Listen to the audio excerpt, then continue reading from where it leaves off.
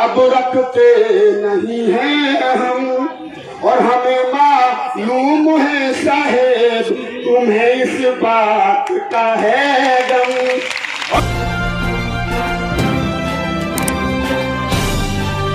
आप देख रहे हैं पब्लिक आवाज टीवी।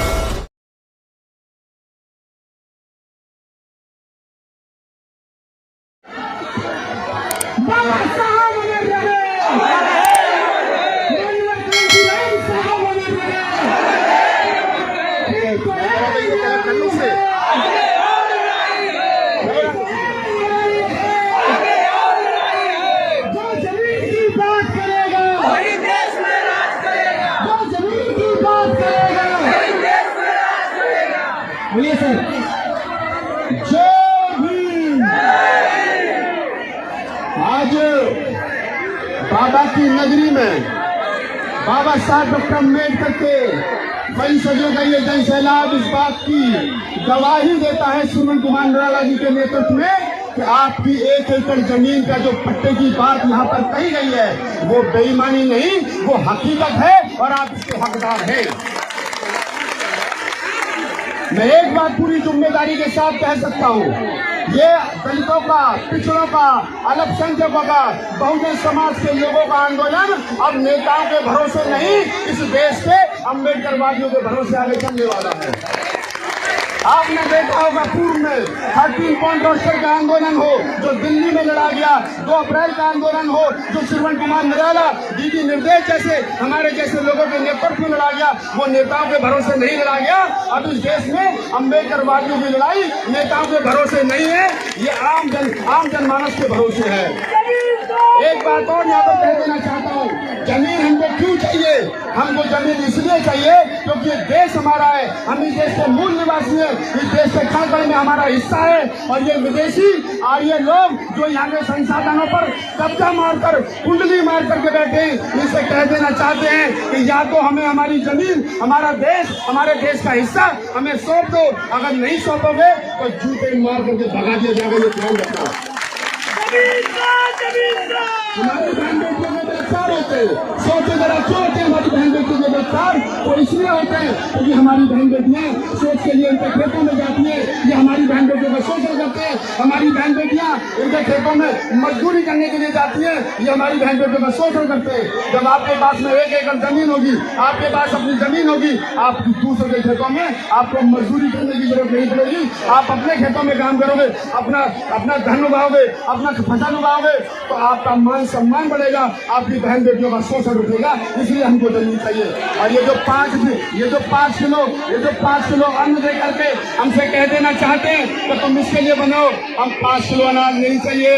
योगी जी, मोदी जी, ये 5 किलो के बजाय 10 किलो हमसे ले लो, हमें हमारी 1 एकड़ जमीन दो, ताकि हम वहाँ पर 1 कुंटल अनाज उगा सके, 10 कुंटल अनाज उगा सके। और हम तुम्हें भी इस देश के मुख्यमंत्री, इस प्रदेश के मुख्यमंत्री होने के नाते तुम्हें भी यहाँ से 1 कुंटल में से तुम्हारा हिस्सा भी तुम हमें 5 किलो दे दो, हम तुम्हें 50 किलो दे सके यहाँ से वापसी, ये भी तैयार है। तो मैं भाई श्रीमन कुमार निराला उनकी पूरी टीम का धन्यवाद करता हूँ।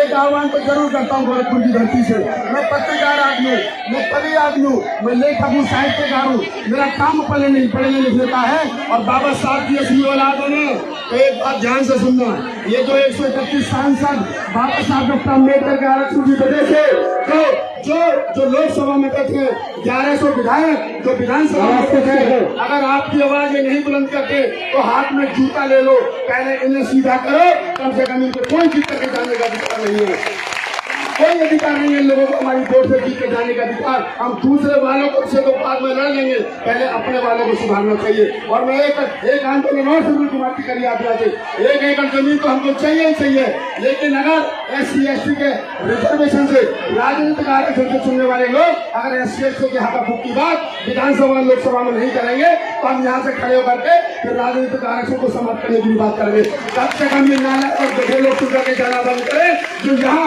ऐसे आंदोलनों में नहीं आते, श्रीमन कुमार निराला के हाथ मजबूत नहीं करते। हमको नहीं चाहिए ऐसे गुलाम नेता जो इस देश के हक हकूक में, इस देश के दलितों की, पिछड़ों के, अल्पसंख्यकों के हक हकूक की आवाज को बुलंद नहीं कर सकते। तो मैं धन्यवाद देता हूँ, साधुवाद देता हूँ भाई सुरेंद्र कुमार निराला जी पूरी टीम को।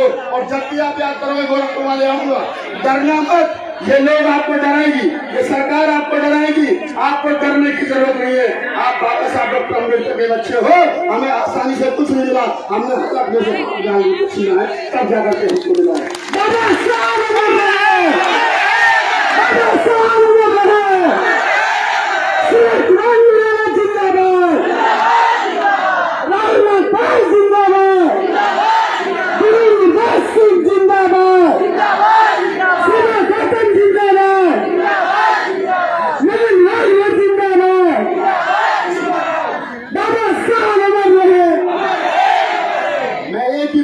अपनी बात को खत्म करूंगा।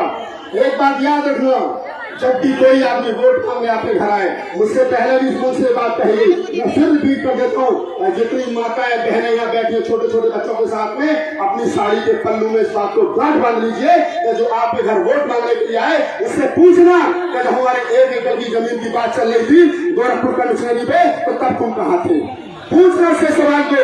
सुरेंद्र कुमार निराला वहाँ खड़े थे, तब निर्देश सिंह वहाँ खड़ी थी, नीलम बैठ रही थी, राहुल नागपाल बोल रहा था, उनकी सारी टीम बैठ रही थी, लेकिन तुम नहीं थे। अगर वोट तुमको हमारा चाहिए तो हमारे सुख दुख में भी खड़ा होना पड़ेगा। अगर राहुल नागपाल दिल्ली से 800 किलोमीटर चल करके तुम्हारे सुख दुख में यहाँ खड़ा हो सकता है, क्यों?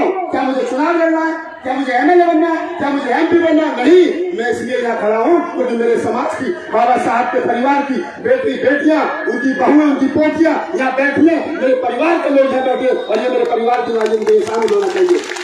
नालायकों को वोट चाहिए इस देश के 80 एक 24 था, नालायकों को वोट चाहिए, गधों को वोट चाहिए इस देश के मूल निवासियों का, और चमचागिरी करोगे इस देश के आर्यों की, इस देश के विदेशी लुटेरों की, नहीं चलेगा।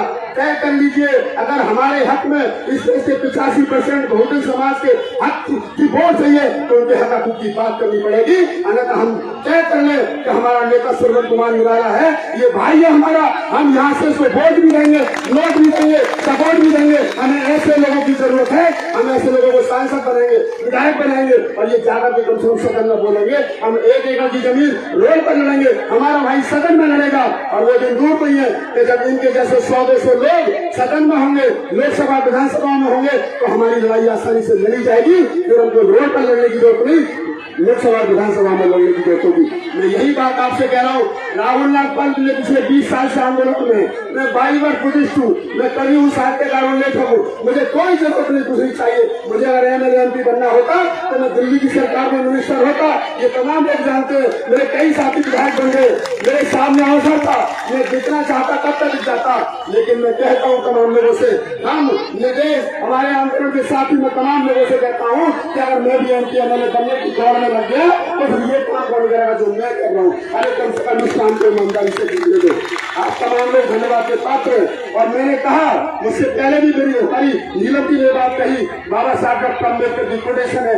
बाबा साहब डॉक्टर अम्बेडकर ने कहा कि समाज ने कितनी तरक्की की है, इस बात को अगर नापना हो, इस बात को जांचना हो, तो उस समाज की महिलाओं ने कितनी तरक्की की है, इस बात से नापे ना।